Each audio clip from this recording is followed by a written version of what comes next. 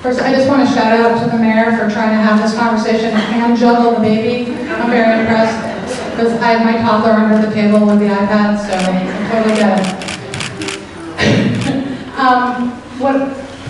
What strikes me listening to this conversation, and I completely appreciate the problem that the city is in financially, but when you talk about doing anything to our access to clean drinking water, that rightfully creates a lot of anxiety because the loss of clean drinking water source would be devastating.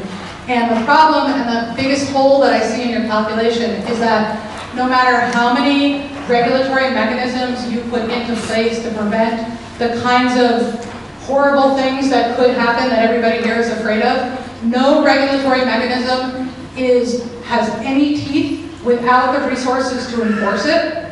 And at the city, state, and federal level, we do not have the resources to enforce even the strongest regulatory protections that we can come up with. So unless the city is going to calculate into their budget for the water the increase that we would need to create the staff to inspect and enforce any type of regulatory protections, it's sort of meaningless.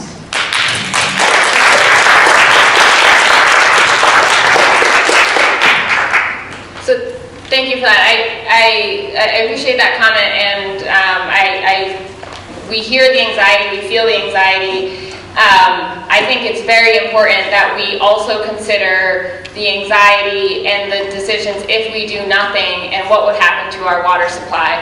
And that's exactly what these conversations are about. And there is a long road ahead of what happens even if the day comes when the state passes a law that allows us to do such a transaction. There's still a long road ahead of public process that any of the procurement, any of that transaction would be public. It would go through our procurement process.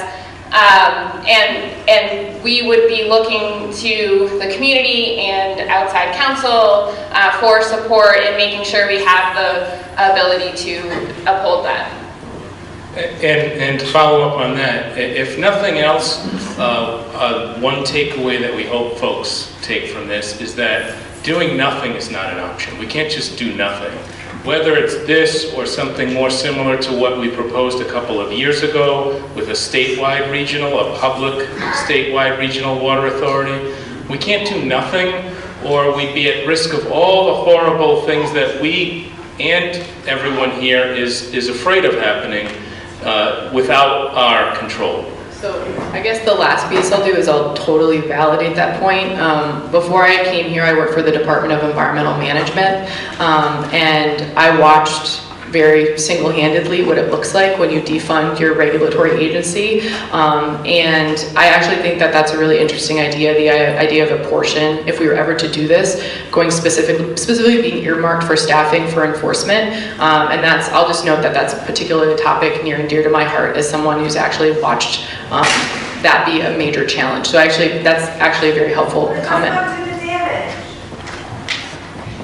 Can I just follow up to that for 1 second to say, at least for me personally, I would be much more interested in this conversation if you could show some of the ways in which, in order to ease some of that anxiety, show us how you vision that enforcement might look, how much it might cost, what the mechanism for it might be, and then it would be easier for us as citizens to understand whether our concerns are based in what might happen or what you're already foreseeing are the problems, rather than just saying Providence is wonderful, so it's not. Yeah, just trust bureaucrats that you've never been able to trust in the last several decades of your life. I understand. Yeah, and so I'm writing that down, and we absolutely, if we're going to continue this conversation and continue to think about going down this road, I'll make very clear note of that next time we talk about this.